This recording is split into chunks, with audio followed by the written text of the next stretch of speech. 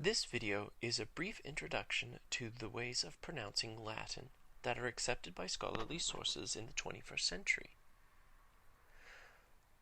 There are many, and there have been many ways of pronouncing Latin around the world, but really, given the original sources from which we take our literature, we know that there are two main modes of pronunciation. Duo modi enuntiandi. The two ways of pronouncing. You'll notice that Latin says enuntiandi instead of pronuntiandi. Enuntiandi is the way of speaking out versus pronuntiandi, which is making a proclamation or a pronouncement. The two main ways of pronouncing that are accepted are redinstauratus, or restored, and ecclesiasticus, ecclesiastical or Italianate Latin, sometimes called Church Latin. You should know, though, that although it is true that the English, French, Spanish, Germans, and Italians changed Latin pronunciation to match their native languages while in church, these two, redinstauratus and ecclesiasticus, are the accepted ways to pronounce Latin. And no matter which mode of pronunciation one employs, the stressed syllables are always in the same place, the penultimate or second to last syllable if the syllable is long, and the antepenultimate syllable if the penult or second to last syllable is short.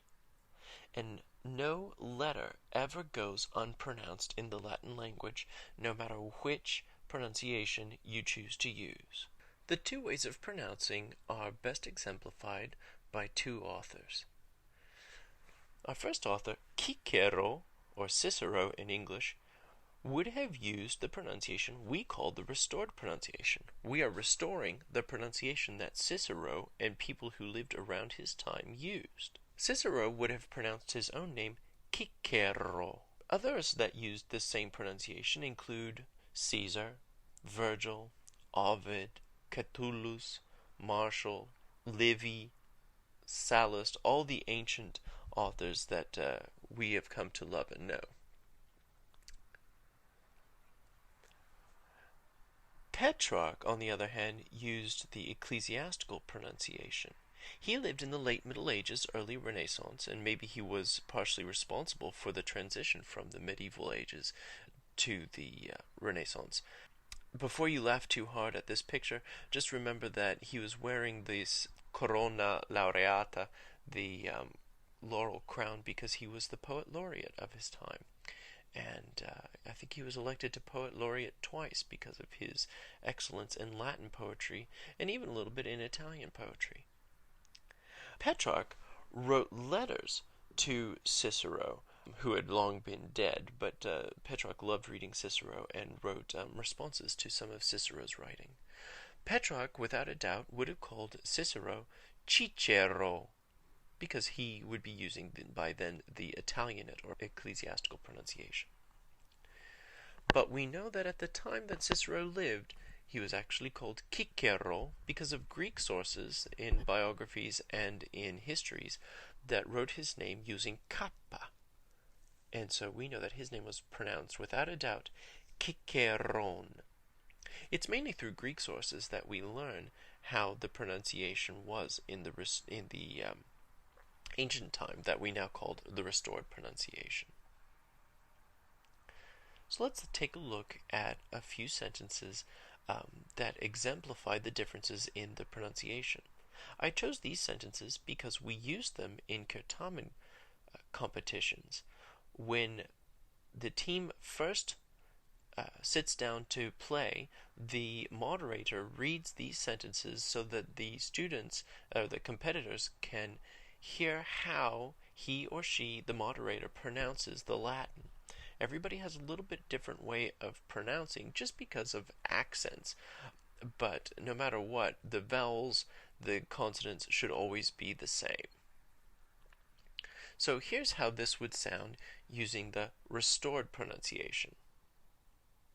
Aurelia cui urbs placuit in Aegypto cum familia ingenti erat. tredecim ludos magnos Iovis visitare coiperunt. Deinde sciurus domum recurrit. Eheu. So you could see that all the letters are pronounced. All C's are hard, all G's are hard. They're pronounced ka and ga. And that in the vowels, again, every vowel is pronounced, even at the end, and even if there are two vowels right next to each other. That's how the restored pronunciation sounds. Let's take a look at the ecclesiastical pronunciation. Aurelia, cui urbs placuit, in Egypto cum familia ingenti erat. Tredecim ludos magnos Iovis visitare ceperunt. Deinde sciurus domum recurrit. Eheu. So you can hear that in places it sounds exactly the same, yet in others it sounds different. This was the ecclesiastical pronunciation. So let's compare where the differences are. Well, the first word where we see a difference is in Aegypto, or in ecclesiastical, Egypto. So what's the difference? Well, in restored pronunciation, we pronounced the A as one diphthong, a sound that pronounces both letters at the same time. I. The G was hard because G's in the restored pronunciation always make a G sound. But in the ecclesiastical pronunciation, whenever G is followed by an E, an I, or even a Y, it's pronounced J, the soft G. We see that again in ingenti. The same thing happens with the letter C. Whenever the letter C is followed by E and I, and sometimes even Y, it's pronounced ch, as in tredecim. The letters GN, as in magnos, are pronounced as in NY sound in English. Manios, manios, in the ecclesiastical pronunciation. You'll also notice that the V's are pronounced as proper consonants with friction between the teeth and the lower lip. Visitare, Iovis. You'll notice that the OE sound in the restored pronunciation is oi, but in the ecclesiastical pronunciation, it's e, just as in a long E. We saw the same sound with Egypto, which is how a lot of sounds got confused in the Middle Ages, and they started just writing long E's for AEs and OEs because the pronunciation had caused a lot of confusion. And since the OE is pronounced E in the ecclesiastical pronunciation, the C that comes before it is pronounced ch as well. Ceperunt. And in the restored pronunciation, you'll remember it's just coiperunt.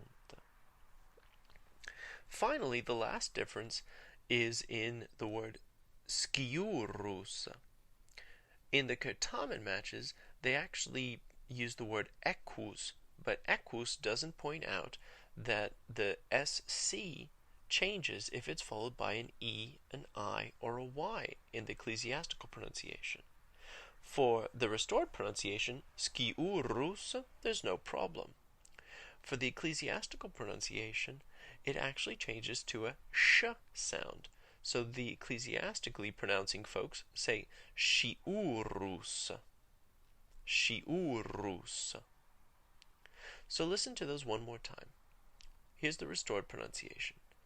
Aurelia, cui urbs placuit, in Aegypto cum familia ingenti erat. Tredecim ludos magnos Iovis visitare coiperunt. Deinde sciurus domum recurrit. Eheu. And the ecclesiastical. Aurelia, cui urbs placuit, in Aegypto cum familia ingenti erat. 13 ludos magnos Iovis visitare ceperunt. Deinde sciurus domum recurrit. Eheu.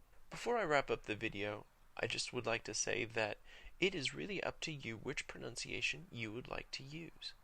I continue to use the restored pronunciation because it helps me to remember how the words are spelt. But people who are in choir and those who enjoy the ecclesiastical pronunciation may choose to use it instead. All I ask is that they stay consistent in their pronunciation in either restored pronunciation or ecclesiastical pronunciation all of the time, and that they put the correct stress on the correct syllable, because no matter which pronunciation you use, the stress always goes in the same place.